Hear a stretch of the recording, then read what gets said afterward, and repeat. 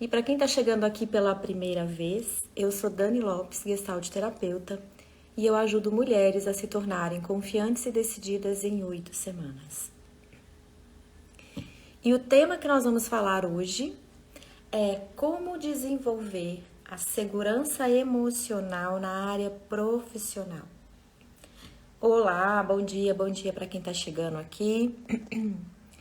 Bom dia Célia, bom dia para todo mundo.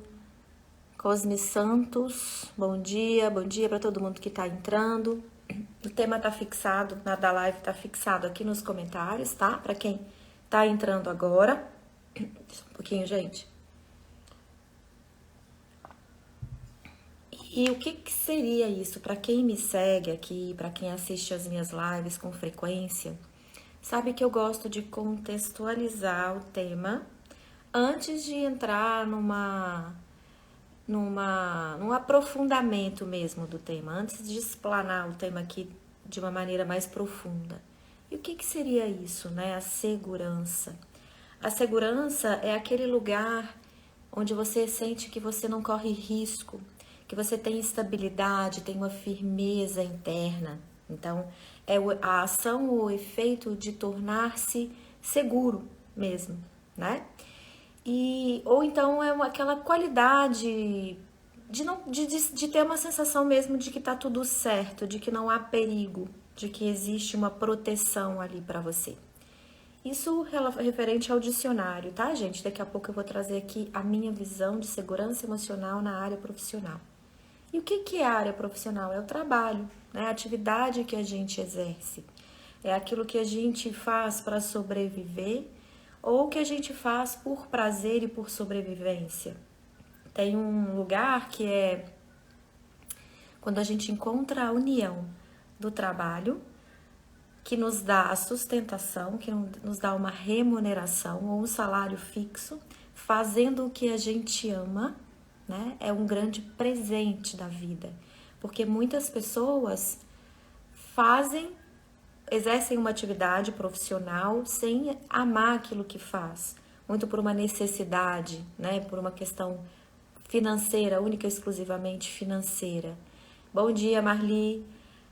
E aqui, quando a gente consegue realizar algo que a gente ama e que a gente tem um dom, quando a gente une ainda aquilo que a gente gosta com aquilo que a gente tem o dom de fazer e a gente pode ser remunerado por isso, é maravilhoso, né? É um grande presente da vida.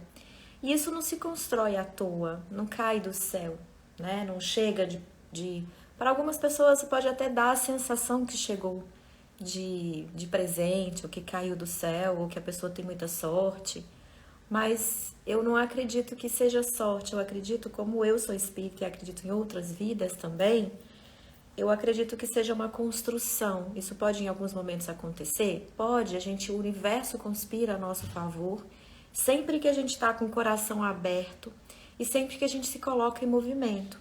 Não basta estar com o coração aberto, a gente precisa se colocar em movimento. Isso significa, a gente precisa querer buscar aquilo que a gente quer, aquele desejo. A gente precisa se responsabilizar, né, por construir a vida que a gente quer.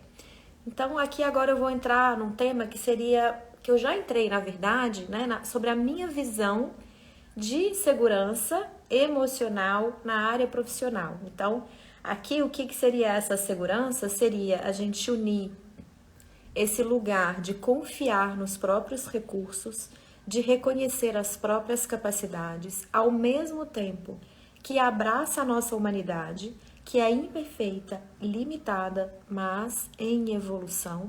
Isso significa entender que a gente não é perfeita, né? Que nós não temos o dom da perfeição como ser humano, mas nós temos capacidade de evoluir dia a dia, de acordo com aquilo que a gente busca e que a gente se compromete. Então, aqui precisa haver um comprometimento para que haja segurança emocional na área profissional. E que comprometimento seria esse, né? Em primeiro lugar, a gente entender que o trabalho hoje em dia ocupa cada vez mais espaço na vida da mulher. Se a gente olhar para trás, né, para para alguns anos atrás, por exemplo, a época da minha avó, tá? Na época da minha avó, as mulheres ficavam em casa, né? O trabalho, vamos colocar assim, da mulher não era remunerado, mas não deixava de ser um trabalho. Porque se você olhar para suas avós, talvez até para os seus pais, não sei quantos anos você tem, né? Mas as mulheres ficavam em casa e cuidando dos filhos, né? Da casa, das atividades do lar, cuidando do marido também. E o marido, bom dia, Jerusa, e o marido era aquela pessoa que trazia, que provia as coisas, que sustentava financeiramente a casa. E nós passamos muito tempo da vida, nós que eu falo, a nossa ancestralidade, a nossa cultura, passou muito tempo colocando a mulher nesse lugar, né? A mulher é dona de casa, do lar, vamos dizer assim. E o homem é o provedor. E ao longo do tempo, as coisas foram mudando.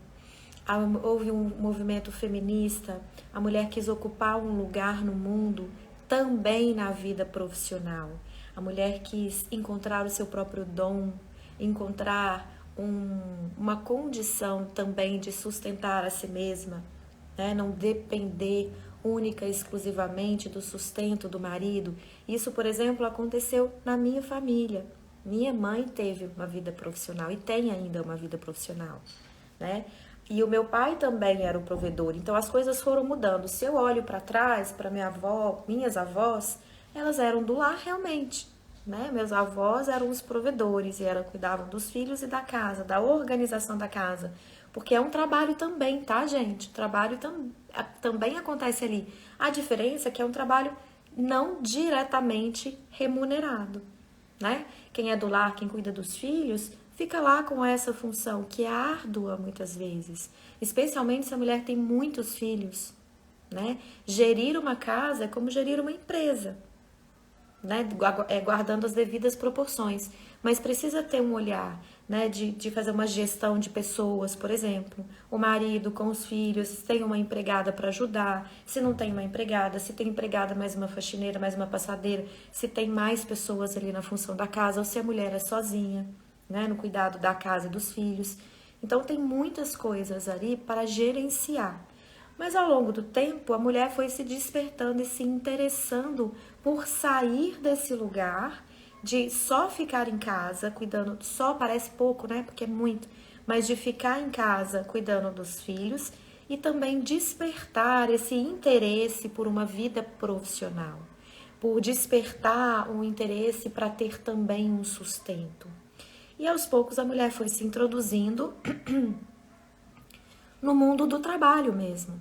E começou com, às vezes, as mulheres fazendo algo manual, né? As mulheres começaram a encontrar o seu dom e, de repente, fazer... Isso já acontecia antes, que era um crochê ou um bordado, que as mulheres faziam para os filhos. A mulher costurava, né? Fazia o crochê para confeccionar a roupa dos filhos, ou uma blusa para ela, uma blusa para o marido. Isso já vem lá de trás, das tecelãs. Mas antes não era remunerado. E com o tempo as mulheres começaram a compreender que aquele trabalho também poderia ser remunerado. Não só esse trabalho, mas esse trabalho manual foi muito o início, né, da vida profissional da mulher, vamos colocar assim. Depois a mulher foi ocupando outras áreas, cada vez mais ocupando outras áreas. Então hoje a mulher ocupa, por exemplo, na engenharia, que antes só tinha homens. Hoje a mulher também é engenheira, a mulher vai para uma obra, a mulher está envolvida em outros tipos de engenharia alimentícia ou tecnológica. A mulher foi ocupando cada vez mais espaço, né? Hoje tem muitas mulheres médicas, por exemplo, ou de todos os tipos de trabalho. Hoje tem mulheres pegando trabalho braçal, às vezes trabalhando em obra mesmo, sabe? Como ali na função de... Antes só tinham pedreiros, né? Homens que botavam a mão na massa, fisicamente falando. Hoje as mulheres estão em todos os lugares.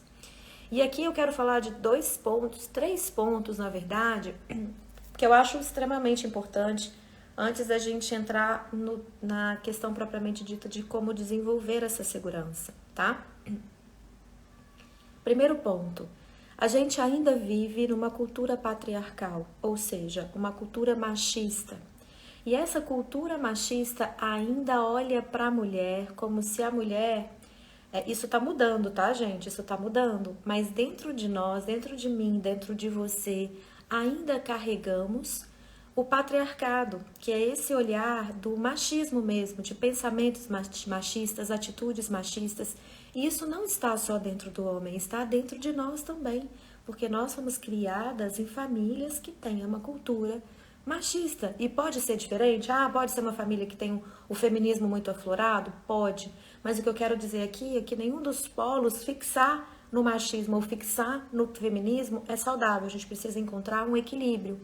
Então, famílias que são muito machistas, mulher não pode ocupar determinados cargos, né? Um cargo de liderança de uma presidência de uma empresa, por exemplo. Ah, esse cargo não é para mulher. Ou, a mulher não pode ser jogadora de futebol. Outro dia eu estava até contando, eu tô com uma amiga aqui em casa e estava contando para ela que, não sei se foi para ela, se foi pro meu namorado, que eu quando jovem, né, tipo adolescente, eu jogava futebol numa época que ninguém jogava futebol. Hoje tem time de futebol feminino, né, nas Olimpíadas. Mas não, eu jogava futebol numa época que não existia futebol. Ninguém jogava futebol. Eu e as minhas amigas, a gente tinha o sábado de manhã para jogar futebol. E era muito engraçado, porque era um futebol completamente diferente. A gente estava aprendendo a jogar futebol. Então, o futebol masculino, os homens dão passe, né? Tá aqui, passa para lá, passa pro zagueiro, passa pro atacante, vai passando até chegar no gol. A gente não, a gente era um bolo andando atrás da bola, sabe? Todas as mulheres atrás da bola, não tinha passe. A gente não sabia jogar futebol, mas a gente queria despertar aquilo. Bom dia, Eliane, bom dia. A Jerusa tá falando que também jogava futebol aqui, ó. E era muito engraçada a característica do futebol que a gente jogava. Era top, né, Jerusa? Eu também achava maravilhoso. E as características dos homens, né? Até que alguém, um irmão de uma amiga nossa, ou um tio, agora eu não lembro quem era, acho que tiveram os dois, como resolveram ser nossos técnicos para ensinar a gente a jogar bola. Aí a gente começou a aprender a dar passe. Ah, tá aqui, jogar pra lá, até fazer gol e tal. Mas eu lembro que o meu pai me levava pro futebol. Ele que me levava de manhã. Mas ele ia falando na minha cabeça que futebol não era esporte para mulher. Ele falou, olha, futebol não é para menina, futebol é muito bruto, futebol tem pancadaria, futebol tem batida, cai, machuca, né? E eu lembro de um dia, gente, pensa numa pessoa que estava aprendendo, a gente estava todo mundo aprendendo, né? E lá no meu início, depois a gente começou a ficar até boa no negócio, vamos dizer assim. E a gente jogava todo sábado, e era uma delícia. Mas lá no início, teve um dia que eu fui chutar a bola, chutei o chão, quebrei o dedão do pé. Quebrei mesmo. E aí quando eu cheguei, e meu pai é ortopedista, então quando eu cheguei em casa com o pé todo inchado, tive que ficar lá do lado, botando gelo e tal. Eu cheguei em casa com meu pai inchado, quebrei, né, o dedão quebrado, eu fui fazer raio-x, o dedão tava quebrado. O meu pai falava comigo, tá vendo, minha filha? É por isso que eu tô falando, o futebol é um esporte agressivo, o futebol a gente machuca, futebol cai, futebol tem trombada, futebol tem ruptura de ligamento. E ele achava o corpo feminino, né, naquela época ele achava o corpo feminino frágil para poder ter embate físico. E a gente não tinha tanto embate físico, porque a característica do jogo, hoje o feminino tem até, né, o time de futebol feminino tem esses embates físicos que tem no masculino. Mas naquela época a gente não tinha tanto, a gente não tinha essa coisa do querer ganhar. A gente tinha, cada time ali queria ganhar, mas a gente tinha um cuidado, a gente não entrava de corpo, né, batendo o corpo, disputando bola como o homem disputa. A gente ia mais pela diversão, pela alegria, pelo prazer de jogar fazer um esporte que na nossa época ninguém fazia, né? O meu grupo éramos 15 meninas, éramos as únicas que faziam ali. Então, isso que eu chamo de pensamento machista, porque a nossa cultura é uma cultura patriarcal. E eu conversava com meu pai e falava, eu quero, eu vou, minha mãe apoiava também. E, na verdade, meu pai tinha uma preocupação, ele nunca me impediu de fazer nada, né? O que eu queria, ele conversava comigo num lugar de preocupação, né? No lugar de falar, cuidado, porque o seu corpo é frágil. cuidado, porque o esporte é agressivo, né? E depois o meu irmão também, que é homem, você vê que tem um lugar de cuidado de pai também. Meu irmão que é homem, ele começou a lutar jiu-jitsu e ele, né, foi campeão e se tornou faixa preta. Mas o meu pai não ia assistir às lutas do meu irmão, porque ele tinha muita gastura de ver aquele embate, de saber como médico que machuca, né, que às vezes luxa um ombro, que machuca aqui, torce um pé, não sei o quê, e faz parte. Ele não ia, né? Porque ele não conseguia ver um filho passando por uma dificuldade ali, uma possível possibilidade de machucar. Então ele tem um lugar do pai protetor e tal, e também tem um lugar de que é uma separação, um pensamento machista, e que a gente muitas vezes carrega dentro da gente sem perceber. Então, o ponto é, a nossa cultura ainda é machista em transformação, não é mais tão machista como era antigamente. Daqui a pouquinho eu leio os comentários, tá, gente? Mas é ainda machista. E surgiu um movimento que ainda surge, que está muito forte, que é um movimento contrário. Quando um movimento atinge o seu polo máximo, surge um movimento oposto, com uma força parecida ou uma busca de uma força igual para chegar num novo movimento que é o equilíbrio. Então, tudo na vida tem dois polos, dois lados. Eu vivo falando aqui das polaridades, né? Eu vivo falando aqui dos dois lados da mesma moeda que se complementam, que apesar de serem opostos, fazem parte de uma mesma moeda. Assim também é na vida. Então, apesar do machismo ainda existir, está surgindo um movimento forte, que já surgiu há um tempo, mas que hoje fica uma disputa entre, né, esse pensamento machista e o feminista. E o que eu quero dizer aqui é que a gente precisa encontrar um equilíbrio, que nenhum dos dois polos é saudável. Quando vem um pensamento machista, ele deprecia a mulher. Ele coloca a mulher numa condição de vulnerabilidade, vamos colocar assim, de fragilidade ou até de incapacidade, para ocupar determinadas áreas profissionais, para ocupar determinadas profissões mesmo, né? E deprecia a mulher, como se a mulher não fosse capaz, por exemplo, de jogar futebol porque eu tenho um corpo frágil. Isso eu tô dando um exemplo, tá? Mas quando surge um feminismo, na contrapartida desse machismo, o feminismo também deprecia os homens. Então, se a gente for olhar, nós carregamos muito preconceitos com alguns homens, até na área profissional. Um exemplo, cabeleireiro. Cabeleireiro era uma profissão que antigamente tinha muito mais mulheres do que homens, hoje tá, não sei como é que tá a porcentagem, porque eu não olhei, mas hoje a gente sabe que tem muitos homens cabeleireiros, mas existia uma tendência nossa de um pensamento que, assim, que é um pensamento machista, tá? Que não é um pensamento feminista, mas é um pensamento machista que fala assim: todos os homens que são cabeleireiros são homossexuais. Isso é um pensamento limitador. E não, existem muitos homens, eu conheço, meu cabeleireiro mesmo é homem mesmo, tem filho, já foi casado, namora, né, com uma mulher, é um homem, e o irmão também, e corta cabelo, eles são cabeleireiros. Então, são pensamentos que excluem, fazem uma exclusão da pessoa em si. Um pensamento feminista que deprecia os homens é quando a gente diz assim: os homens não prestam, os homens não têm sentimento, os homens só querem saber de aproveitar das mulheres, os homens são XYZ. A gente deprecia o masculino tanto quanto o masculino deprecia o feminino. E nenhum desses dois polos é saudável. Obrigada aí, gente. Eu nunca lembro de pedir os coraçõezinhos.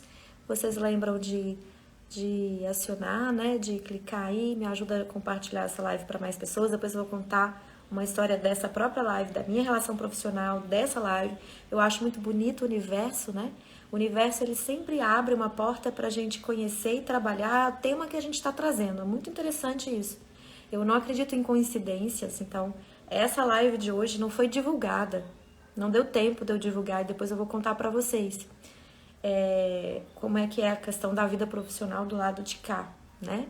Pra gente entrar propriamente no tema. Quer dizer, nós já estamos no tema, né, gente? Mas aí eu vou falar o como desenvolver daqui a pouco. É muito importante trazer esses contextos antes de falar o como. Então, aqui a gente também deprecia o masculino, quando a gente pensa que o masculino é um pensamento machista, que como feministas carregamos intrinsecamente, porque como yin e yang, um polo sempre contém o outro. Então, o feminismo em exagero contém dentro dele a sementinha do machismo e vice-versa, numa busca do equilíbrio, tá? Então, o primeiro ponto que eu quero falar é esse, que nós ainda, apesar de já termos evoluído nisso, vivemos num mundo machista, né, num mundo onde a cultura patriarcal ainda é muito presente.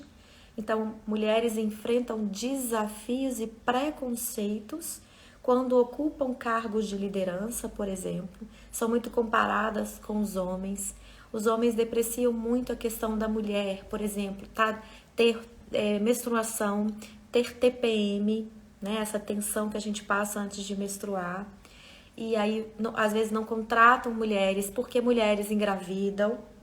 Então, existe ainda um lugar, né? E também olha para uma mulher, por exemplo, quando chega um executivo, um diretor de uma empresa e é um homem, há uma tendência de ter um olhar mais natural, mais respeitador por aquele presidente daquela empresa, né?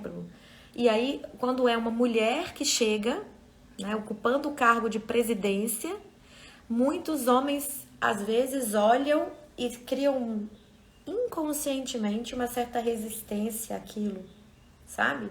Como se, o que essa mulher tá fazendo aí? Sabe? Ai, lá vem mulher. Não vai ser tão boa quanto um homem. É um pensamento que às vezes é inconsciente, mas muitas vezes é consciente. E até a mulher, de repente, abrir a boca e mostrar todo o potencial que ela carrega. Aí o jogo vira, né? Aí os homens passam a olhar para nossa, e às vezes surgem fatos, uma mulher falando assim, uma mulher ocupando um cargo assim, como se fosse algo extraordinário, né? Então, o primeiro ponto é esse. Nós ainda trazemos uma cultura patriarcal dentro de nós. E nós precisamos ter um olhar atento para isso, para quê? Para a gente se preparar, porque faz parte ainda da nossa vida esse olhar. E aí eu vou falar como se preparar para isso daqui a pouco, porque a vida é como ela é, gente. A gente tem um ideal na nossa cabeça, que seriam todas as pessoas iguais, homens e mulheres com os mesmos direitos, ocupando o cargo que bem entendesse, tendo a mesma admiração. É um mundo ideal, que eu acho que um dia a gente vai chegar lá, mas ainda nós estamos longe disso. Então, como lidar com o mundo real é que nós vamos tratar aqui nessa live, tá? O outro ponto é que também tem no patriarcado, mas tem muito dentro do feminino, é que mulheres são muito competitivas, tá? Nós temos isso mesmo que não seja no âmbito profissional, tá? Então, vamos supor que você tem uma amiga, um grupo de amigas, e de repente a prima de uma amiga, a cunhada de uma amiga, ou sei lá quem de uma amiga chega. Peço desculpa aí, gente, ao vivo como ela é, faz parte os vizinhos com seus cães, né? Eu amo cachorro e então faz parte aqui do ao vivo. Então vamos voltar aqui para eu também não me perder, né, no que eu tô falando. Então, o lugar que a gente ocupa, eu até me perdi já, gente, peraí que eu vou precisar de um tempinho pra lembrar, me ajuda aí a lembrar o que eu tava falando. Lembrei, a água pra mim é um ponto de lembrança, não só da tosse, mas também quando eu preciso lembrar, a água me ajuda. Então fica aí uma dica pra vocês, conectem com alguma coisa que dá um tempo pra vocês esfriarem a cabeça, lembrar do que você tava falando. Então eu tava falando aqui, né, da gente ocupar um lugar, peraí que agora é a garganta mesmo.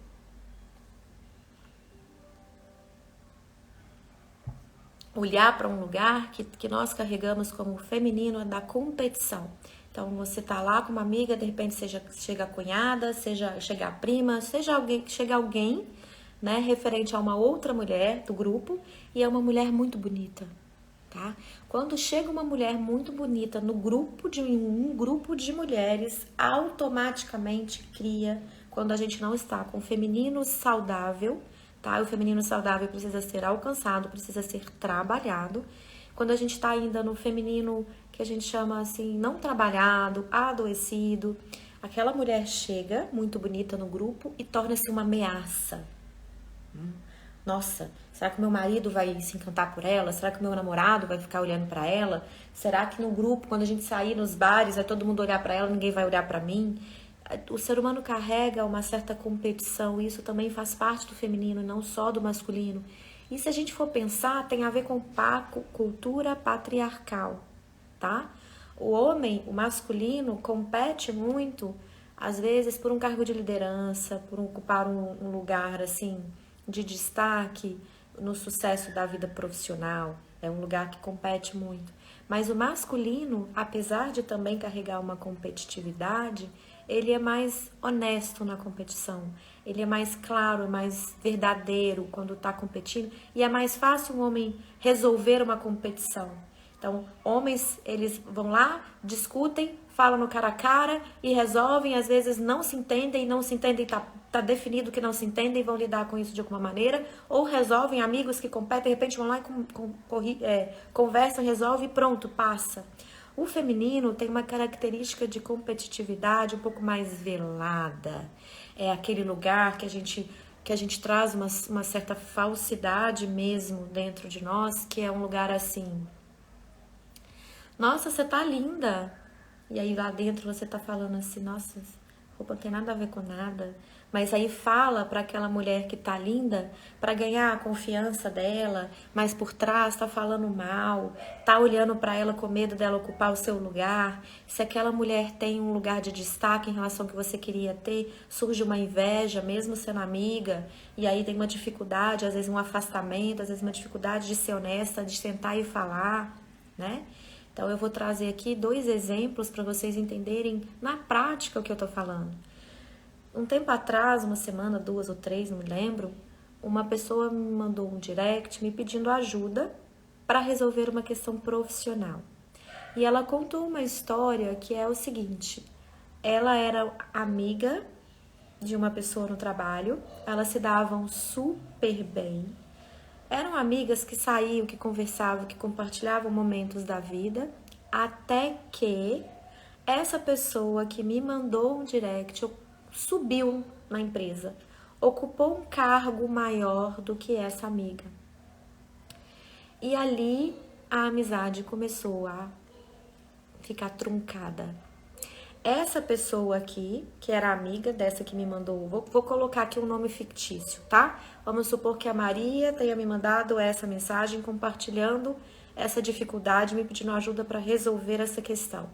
E a Bia era a amiga dela, que antes estavam as duas no mesmo patamar, vamos colocar assim, dentro da empresa, e a Maria evoluiu, né? Se tornou aqui uma pessoa num cargo superior ao da Bia. O que aconteceu? Antes, essa Bia que era no lugar superior da Maria, tá?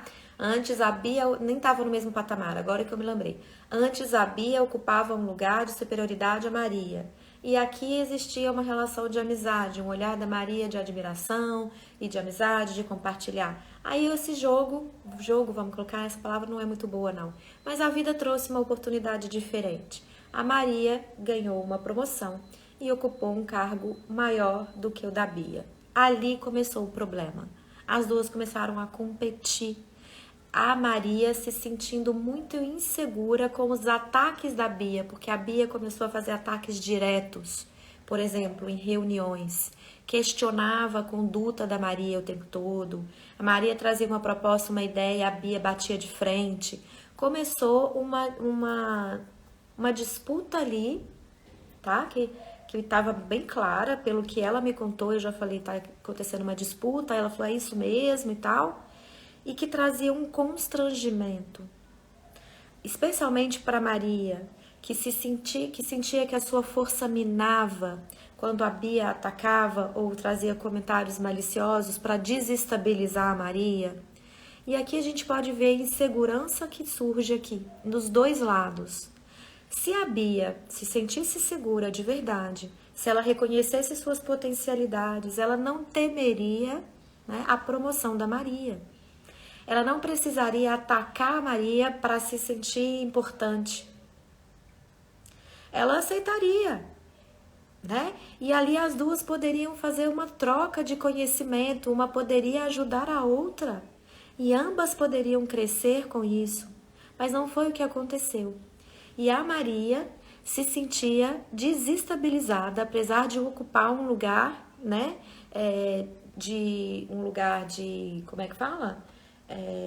Superioridade no momento, um cargo maior, vamos colocar assim, um cargo superior dentro da empresa, ela se sentia instável e insegura por medo do que o ataque da Maria, ela não tinha uma resposta pronta, toda vez que ela era atacada, ela sentia muita dificuldade de responder a Maria, gerava um clima ruim na reunião, e a Maria se sentia insegura, atacada, não tinha uma resposta pronta, não encontrava dentro dela a capacidade de responder a isso. Então, essa competitividade que eu tô falando, mas o masculino compete de outro jeito, o feminino compete depreciando muitas vezes a pessoa. Isso pode acontecer no masculino? Pode, mas a competição do masculino é diferente dessa que eu tô trazendo aqui. Tá? Pode até acontecer em algum momento a mesma competição, o mesmo tipo de competição, mas é um pouco diferente. A mulher, ela se sente como se ela se sentisse inferior. É o que aconteceu com a Bia, ela se sentiu inferior, e por se sentir inferior, sabe aquele ditado, o ataque é a melhor defesa? Ela começou a atacar a Maria para desestabilizar, e a Maria estava completamente desestabilizada, e me pediu ajuda para resolver essa questão. E eu vou falar como resolver essa questão daqui a pouco, tá? E aí a gente precisa ter esse olhar para ver como é que você, ocupando um cargo, tá? Qualquer que você escolha, quando você vai para o ambiente de trabalho, você precisa se preparar e trabalhar a sua confiança interior para não estar num lugar de vulnerabilidade, de instabilidade. E até poder estar nesse lugar, não é não estar, mas é saber passar por ele, é saber encontrar uma resposta, é saber lidar com a situação sem perder o centramento, o senso de equilíbrio interior, tá? Então, é muito importante conhecer esses pontos e estar ciente de que eles acontecem na vida, né? E que faz parte. Que é preciso aprender a lidar com isso para crescer. Eu penso nisso como se fosse uma prova. Sabe quando a gente está na escola? Vamos fazer uma analogia aqui. Quando a gente está na escola e a gente passa da primeira série para a segunda, para a terceira, para a quarta, vai para a oitava, vai para o científico, cada vez que a gente sobe um degrau, né, na escola, no aprendizado, a gente tem desafios. Novos desafios maiores do que antes. Quando a gente entra lá no maternal, a gente entra para aprender a socializar. Tem o horário de dormir, é só brincadeira, horário de cantar. Vai crescendo, aí começa às vezes a contribuir com a merenda. Aí tem escolas que são, né, que trazem a questão de fazer a própria merenda e começa a escolher alunos para ir lá ajudar na merenda. O aluno se sente importante naquele dia. E é difícil para aquela criança, e depois a criança se sente importante porque ela fez a merenda, né? Ela ajudou a fazer a merenda, então para ela eu fiz a merenda. E ali a gente vai evoluindo. A vida também é assim. E quando uma mulher entra no meio profissional, ela precisa entender que ela vai passar por determinados desafios, que ela não vai agradar a todo mundo. Então é aqui encontrar um equilíbrio entre o nosso lado humano, imperfeito e limitado, em evolução, e as potências internas que a gente carrega, para que a gente não desestabilize. Porque a mulher tem um desafio maior do que o homem. Muitas e muitas vezes a mulher ocupa um cargo profissional e é casada, e tem filho, e também gerencia a casa, ou seja, ela acumula funções, né? Hoje os homens estão mais participativos dentro da família, e isso é muito importante, porque está acontecendo um equilíbrio, né? Senão a mulher fica muito sobrecarregada. Ela tá lá com todos os afazeres que ela tinha antes, quando ela, lá na nossa ancestralidade, era só um lugar. Era só não, porque é muito, tá, gente? Parece que é pouco, mas é muito. Gerir uma casa não é fácil, né? Quem é mulher aqui, que tá aqui, né? Vocês que são mulheres que compartilham, a gente sabe que não é fácil.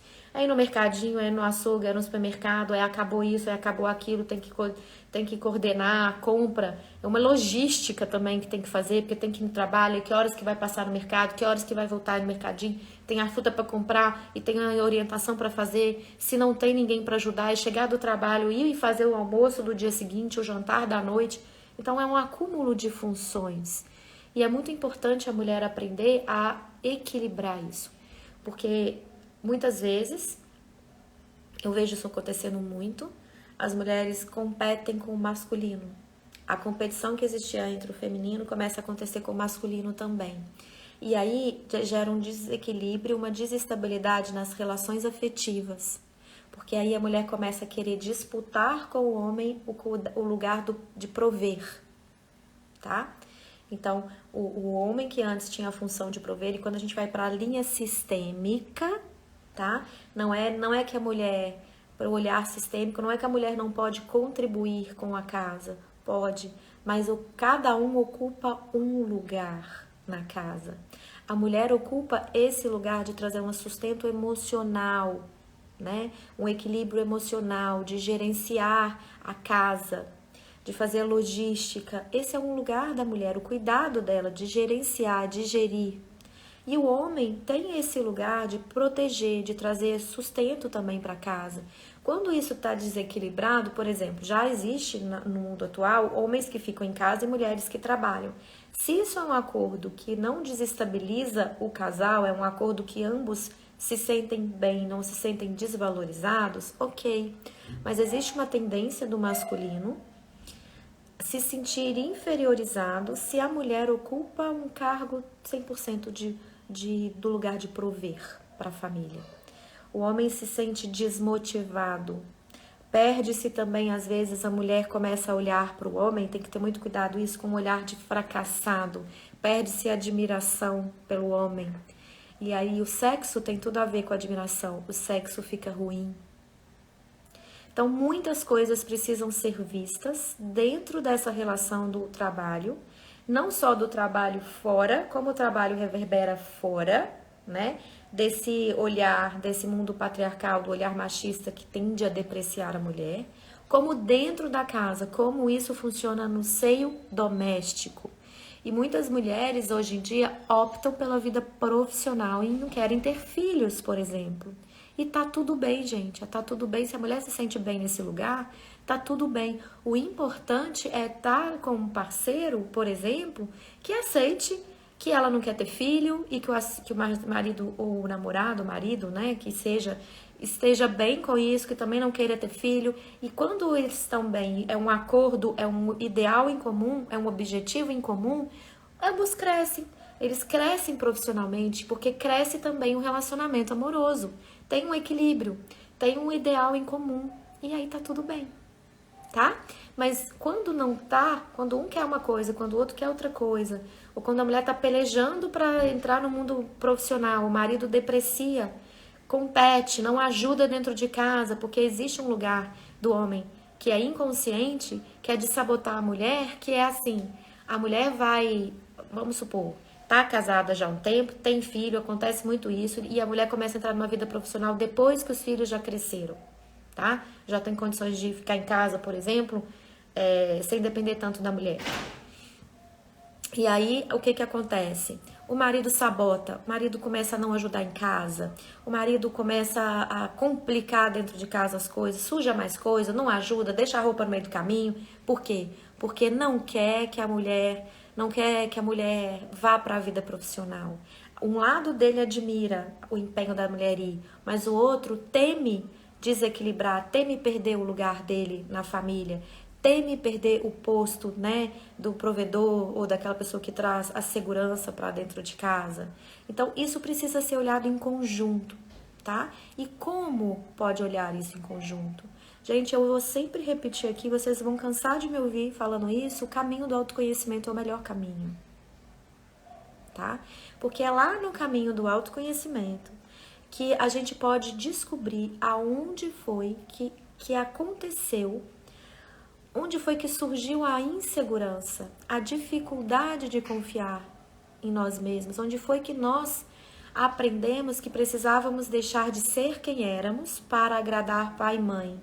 Porque às vezes a criança está ali na sua espontaneidade, na sua expressividade, os pais estão vivendo momentos conturbados, ou profissionais, e começam a trazer podas muito grandes para a criança. Um lugar é importante, o limite, a criança precisa de limite.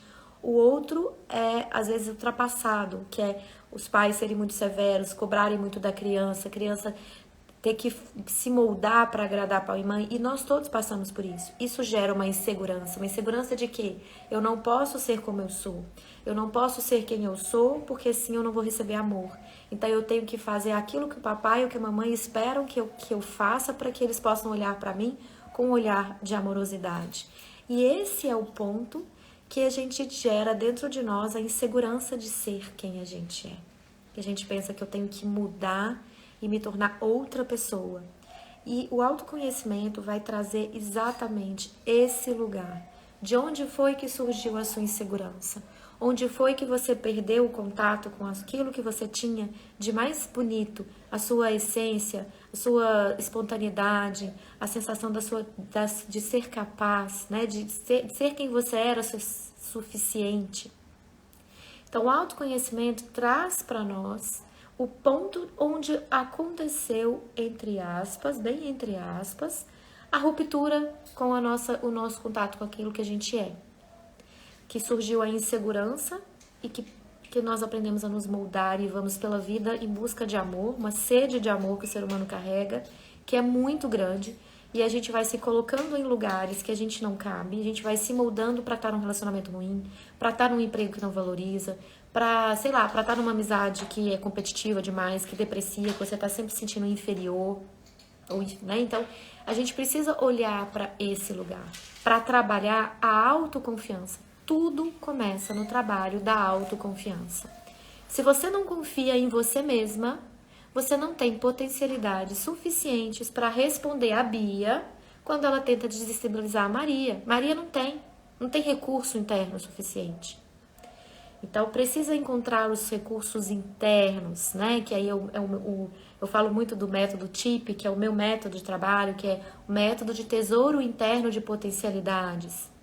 Porque todo mundo carrega potencialidade. Todo mundo carrega, a sua essência é carregada de potencialidade. A nossa essência é carregada de potencialidade.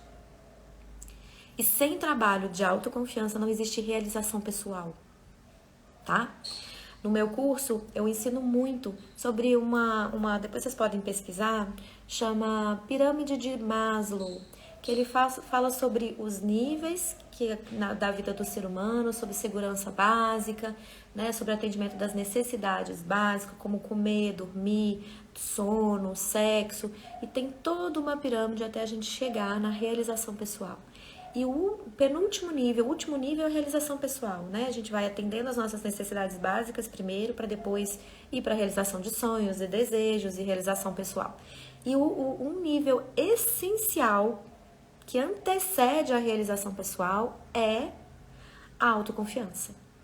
Então, sem autoconfiança, a gente não ocupa o lugar que a gente pode ocupar. Não realiza aquilo que a gente quer realizar, porque é pré-requisito para esse lugar de realização pessoal. Então, gente, aprender a lidar com a nossa humanidade. O caminho do autoconhecimento, ele traz o lugar de abraçar a humanidade imperfeita e limitada, ao mesmo tempo que encontra potencialidades internas, que é o trabalho da criança interior, né? A criança ferida que carrega as dores, a falta de amor, a dificuldade de contato com a perda da essência, da espontaneidade, da liberdade de ser quem se é. E a criança divina, que é o encontro, é o resgate dessa liberdade, do encontro com a espontaneidade, né? Do encontro com a liberdade de ser quem se é, que para mim é a maior liberdade que existe, é a liberdade de ser como se é, com aquilo que se é. E, lógico, tá sempre aberto para fazer melhorias, para ganhar um lugar de evolução da vida, né? Da nossa espiritualidade, da nossa humanidade. Então, como fazer isso? Buscando o autoconhecimento. É, no meu ponto de vista, o melhor caminho, tá? Porque ali você vai encontrar o que foi que te aconteceu para você perder o contato com a sua força interior. E aí você tem a possibilidade, quando você descobre o que aconteceu, o que você perdeu, você encontra a maneira de resgatar isso. E é muito bonito porque as duas coisas estão no mesmo lugar. A perda da espontaneidade para agradar o nosso pai e nossa mãe, que depois vai para a vida, agradar marido, agradar o chefe, agradar a amiga, agradar quem quer que seja, para ser aceito, para ser amado, para ser visto, né? Para ser admirado, para ser reconhecido. E o lugar de encontrar a potencialidade significa estar no mesmo lugar. E aqui não significa se tornar egoísta, tá? Porque muitas pessoas temem. Quando eu falo isso, falam, ai, mas eu vou me tornar egoísta. Ah, mas eu vou perder pessoas. De repente você vai perder pessoas, mas você não vai perder pessoas que estão em união, em comunhão com a sua evolução. Você vai perder pessoas que não te fazem bem. Você vai perder pessoas que depreciam você. Você vai perder pessoas que tratam você com desrespeito. E é bom que você perca essas pessoas, porque você passa por um outro nível na sua vida. Então, isso é importante também. Para que a gente possa desenvolver segurança, é importante que você também aprenda a perder coisas, né? Aprenda a fazer boas escolhas para sua vida. E fazer boas escolhas significa ganhar algo importante para você e perder algo que naquele momento pode dar uma dorzinha no coração de falar, nossa, vou perder a amizade da Bia, porque eu subi aqui de cargo e a Bia agora compete comigo e ela me desestabiliza na frente do outro. Que bom, talvez, que vai romper uma amizade, porque essa amizade não me soa uma amizade saudável. Porque uma amizade saudável, gente, aí entra um lugar muito difícil para nós, mulheres, dizem que é o seguinte, quando você está num momento de fracasso, vamos dizer assim, você sabe quem são seus amigos de verdade, porque os interesseiros vão embora, né? Fica só quem é seu amigo e quer te apoiar. Mas o oposto também é verdadeiro. Aí eu vou trazer a polaridade de novo, na mesma parte de uma moeda. Quando você está no sucesso, no seu maior reconhecimento, no seu sucesso, você também tem uma dificuldade, porque as pessoas ali podem ter uma dificuldade, porque a gente inveja quem a gente admira, tá? Se você não admira, sei lá, um trabalho, vamos colocar aqui um trabalho, sei lá, se você de repente tem uma dificuldade de lidar com sangue, um médico que faz cirurgia, tá? E você até pode admirar, que bom que tem ele que gosta de sangue, mas eu não gosto, então eu não quero ser como ele é, porque eu desmaio, porque eu tenho medo, né? Porque eu tenho dificuldade de lidar com a responsabilidade, sei lá, porque vários motivos podem acontecer. Você não inveja aquela pessoa, porque você não quer aquilo que ela tem.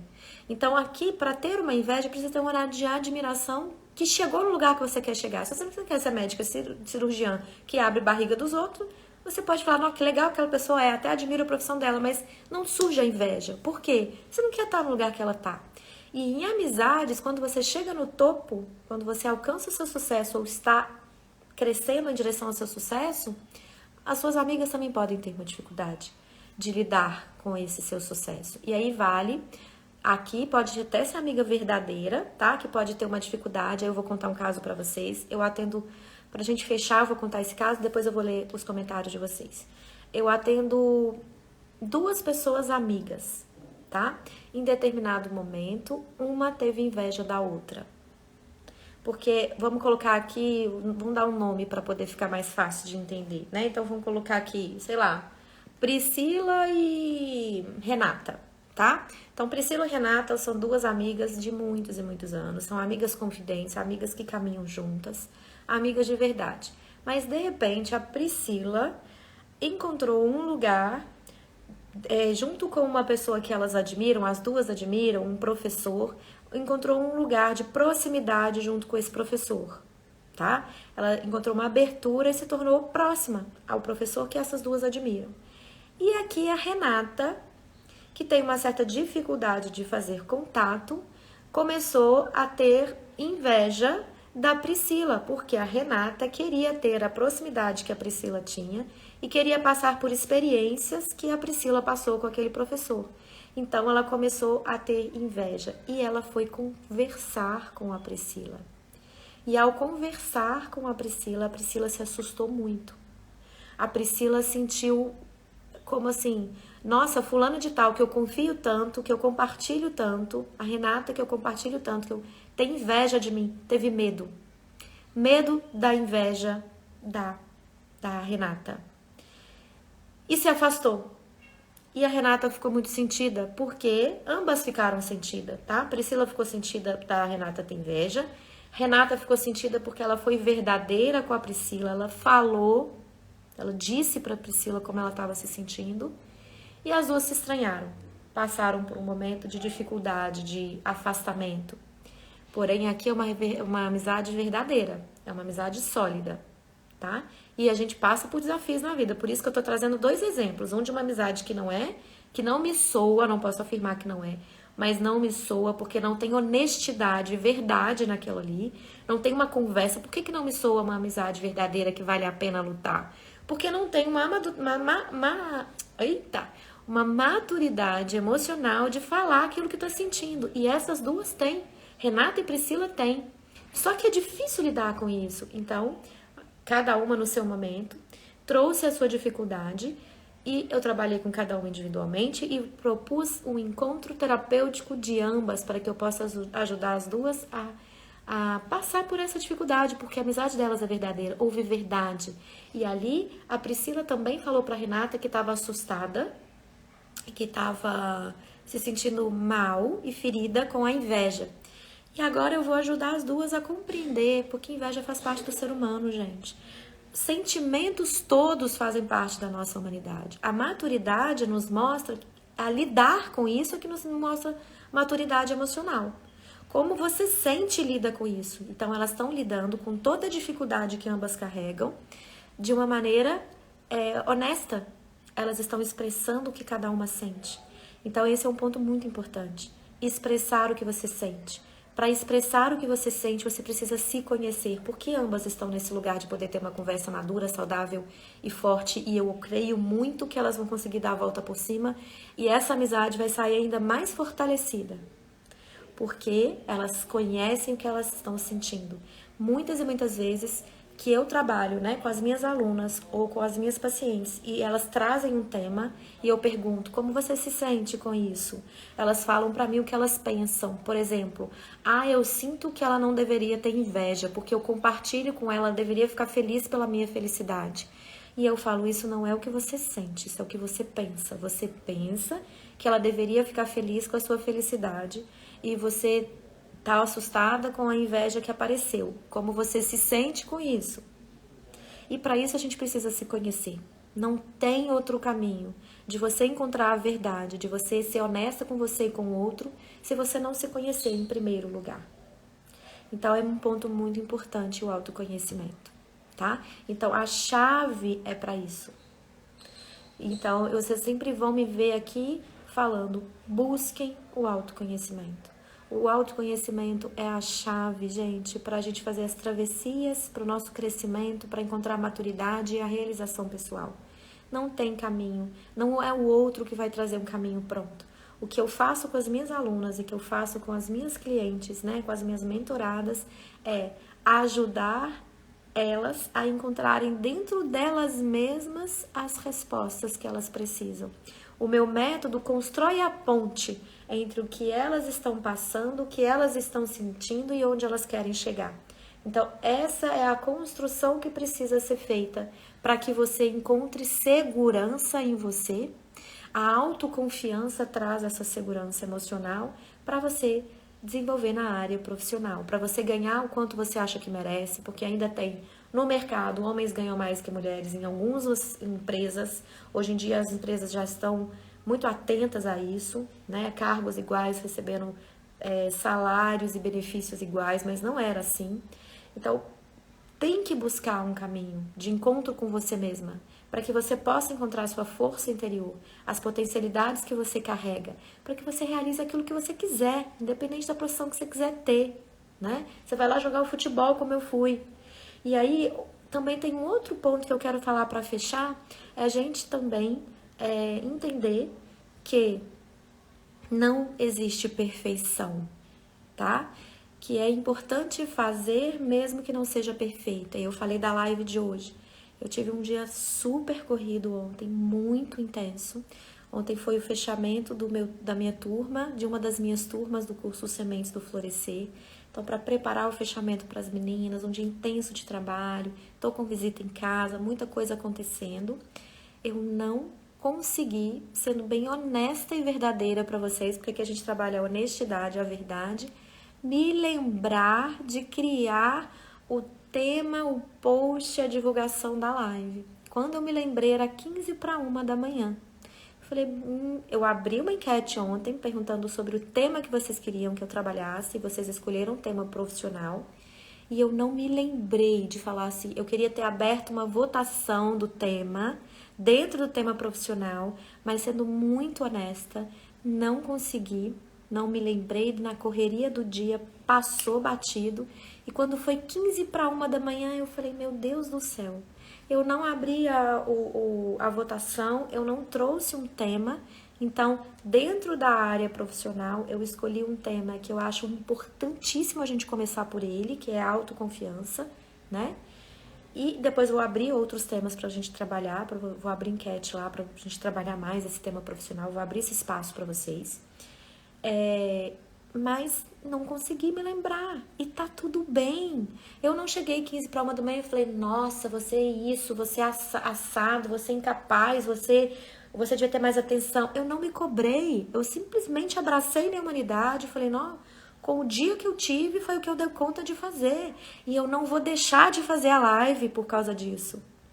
Então a live de hoje teve 0 divulgação, aliás, eu não vou falar que teve 0 divulgação, porque às 7h30 da manhã eu postei lá nos meus stories e enviei um convite para pessoas que já me mandaram direct em algum momento, né? Então, se você é uma pessoa que quer receber os temas das lives, quer ser comunicada, me manda um direct falando eu quero, porque você vai ser uma dessas pessoas que vai receber uma mensagem direta minha falando sobre o tema da live que eu vou trazer. E para os grupos que eu tenho, né? Mas 7h30 da manhã, com 1 hora de antecedência, é difícil as pessoas se programarem para estar aqui, né? É como eu ligar para você e falar assim, ó, vamos viajar, ou que não seja viajar, mas olha, as pessoas têm compromisso, as pessoas têm afazeres, né? Elas precisam se programar.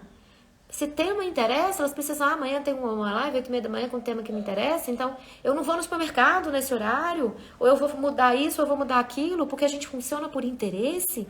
Se a gente não tem interesse, a gente segue a vida. Mas se a gente tem interesse, a gente tem vontade de fazer mudanças para atender ao nosso desejo, ao nosso interesse.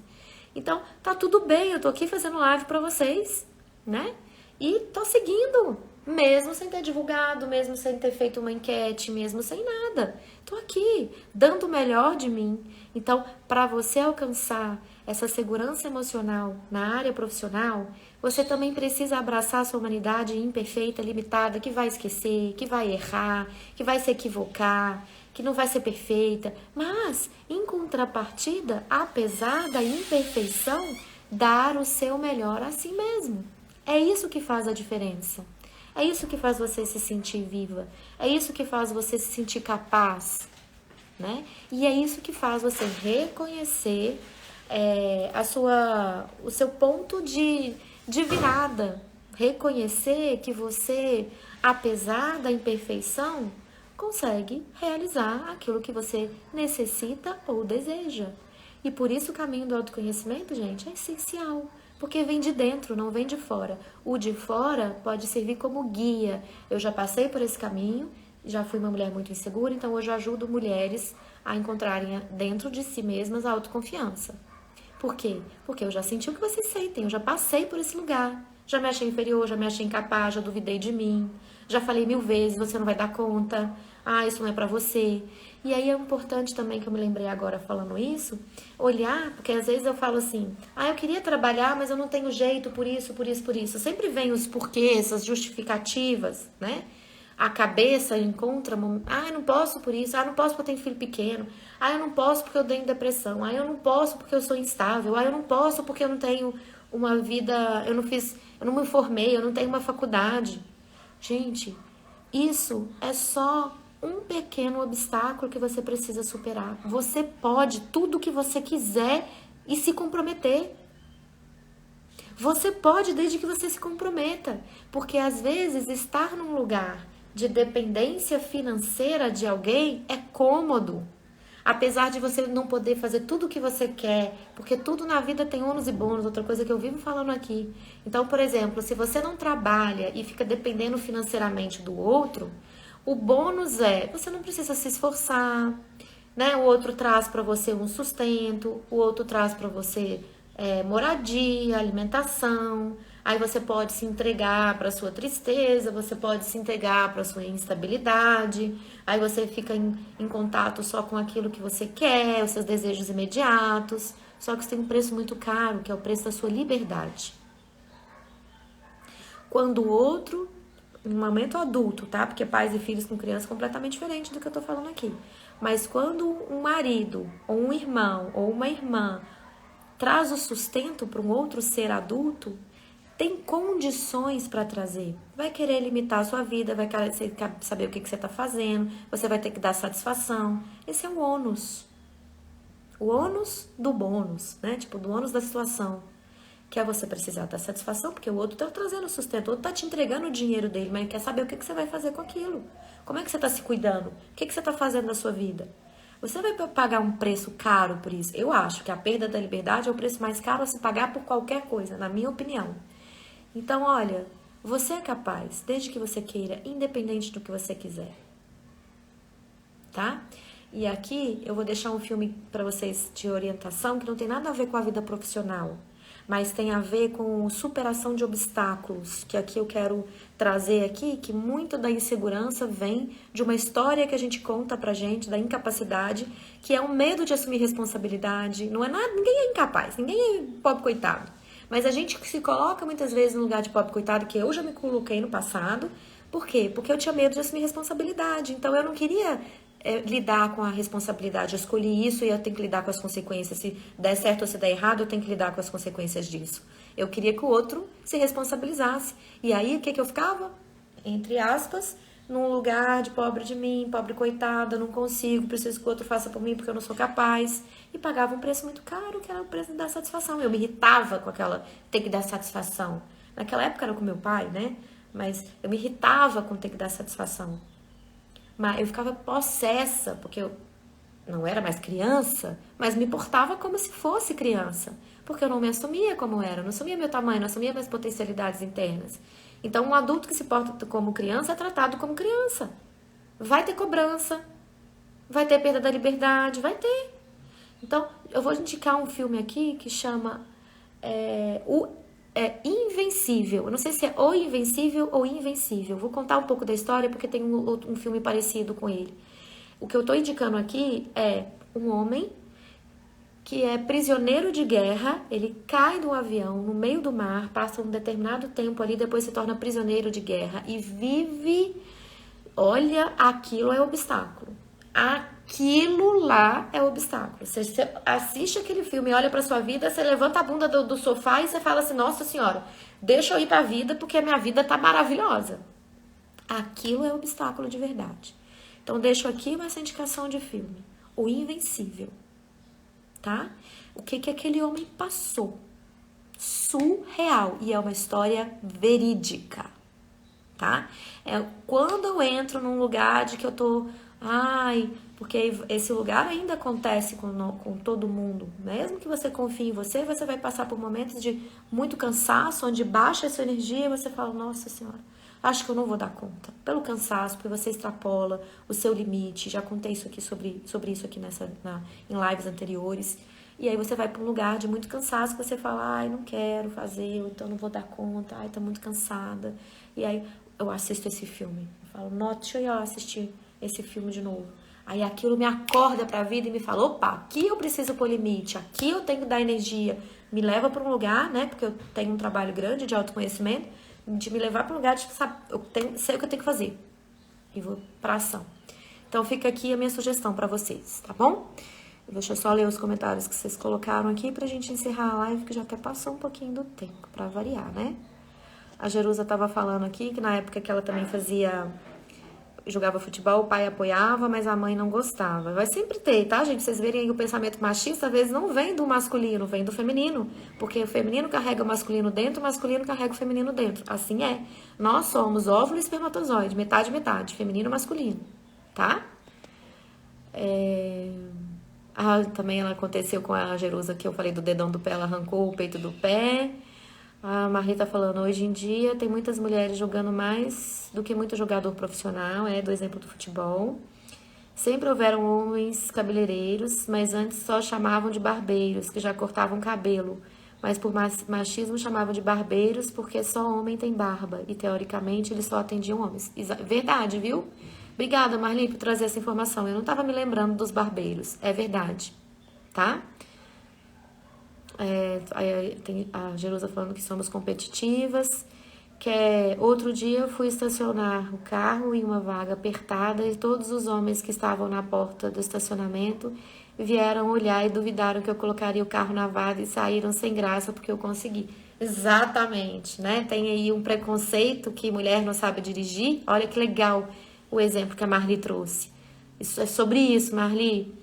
Dani, como fazer para descobrir onde aconteceu essa ruptura? Só no trabalho do autoconhecimento. É muito difícil fazer isso sozinha. Tem que ter um método, tem que ter alguém acompanhando, tem que ter alguém que já tenha trilhado esse caminho para poder te ajudar a compreender aquilo que você passa. O método que eu uso é o método do trabalho da criança interior, né? Que é trabalhar esse encontro com a nossa parte ferida e com a nossa parte que eu chamo de parte divina. Criança ferida é criança divina, que compõe a criança interior, que foi exatamente o ponto onde a gente se perdeu da gente.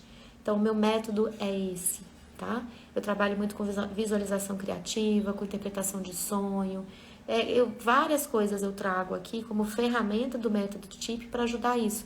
Mas sozinha é muito difícil, porque isso fica guardado no nosso inconsciente. Tudo que é dor, a gente quer guardar, de colocar debaixo do tapete, para a gente não ter contato. Então, a gente precisa trabalhar o inconsciente para descobrir o ponto específico. E aí, resgatar a nossa força interna. E aí, ela tá falando, o preço é imenso e causa muita dor. Ela tá falando aqui da dependência financeira ou emocional, imagino, né? Eu passaria horas vendo e ouvindo você. É puro aprendizado. Gratidão, querida. Muito gratidão mesmo. Bom, é isso, gente. Chegamos no final da live. A live vai ficar gravada. Se vocês acharam que a live valeu a pena, que fez diferença para vocês, encaminhe essa live para pessoas que precisam ouvir isso. Assim você colabora, formando uma corrente do bem, tocando o coração de outras mulheres, trazendo uma nova perspectiva para outras mulheres, plantando a sementinha da autoconfiança no coração de cada uma delas, né?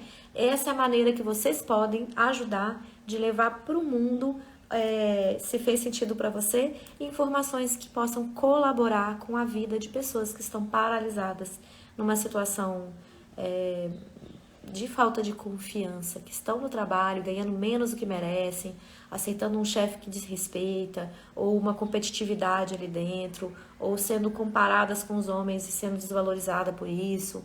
Então, isso a gente pode colaborar e contribuir para o desenvolvimento da humanidade, tá bom? Então, eu convido você a encaminhar essa live para as pessoas que você gosta, que você ama, que precisam ouvir aquilo que eu trouxe aqui, tá? Então, gratidão por mais um momento especial, você é muito importante, especial para todas nós. Gratidão a vocês por estarem aqui me ouvindo, por chegarem na live, mesmo que ela tenha sido avisada em cima da hora, não tenha sido divulgada. Já convido vocês para a live de quinta-feira, às 20h30, tá? Toda terça, às 8h30 da manhã e quinta, às 8h30 da noite, tem live, ok? Se acontecer alguma coisa, eu vou sempre avisar por direct ou pelos stories, ok? Mas meu compromisso é estar aqui com vocês às 8h30 da manhã, às 8h30 da noite. Abrir caixinha de interesse, de pergunta, como eu posso ajudar vocês. Vou abrir uma agora, para que vocês possam trazer tema. Eu quero de verdade plantar a sementinha da autoconfiança no coração de vocês, tá bom? Pessoas que estão aqui comigo, especialmente aquelas que estão me acompanhando por mais tempo, tem mais ferramenta para despertar esse trabalho da consciência. E é esse o trabalho mais importante, sair do inconsciente para consciente. Ontem à noite, uma das minhas alunas trouxe um relato muito importante, que ela falou assim, eu não sabia que a consciência muda tudo, que tomar consciência de determinadas coisas muda tudo, né? A Jerusa é uma das minhas alunas, ela estava presente na aula de ontem, ela lembra do que eu tô falando, né? Ela falou, sobre tomar consciência traz um significado novo porque te permite fazer escolhas diferentes e cuidar melhor de você. Então é sobre isso, tá? A Marli tá falando, meu despertador já fica ativado para 7h15, por aqui é 1 hora a menos. Ah, verdade, Marli, é 1 hora a menos, né? Você tá sempre nas minhas lives e é muito gostoso ter a sua presença aqui. Jerusa, eu que agradeço vocês também estarem aqui, mesmo que a live não tenha sido divulgada, que tenha sido muito de surpresa, entre aspas, né? Porque vocês já sabem que tem 8h30 da manhã, mas que não tenha sido a divulgação necessária, né? Com o tempo adequado. Tá aqui a minha humanidade com vocês. Tá bom, gente? Eu erro, eu me esqueço, eu me equivoco e faz parte, tá tudo bem, né? Agora é fazer para quinta-feira uma divulgação melhor, né? Me comprometer a isso, porque eu quero o propósito de ajudar vocês, tá bom? Então, muito obrigada pela presença de todo mundo que esteve aqui, que passou, que assistiu, que teve que ir trabalhar, que voltou e que, especialmente quem tá aqui até o final e que me acompanha em todas as lives. Um beijo, até quinta-feira. Fiquem com Deus.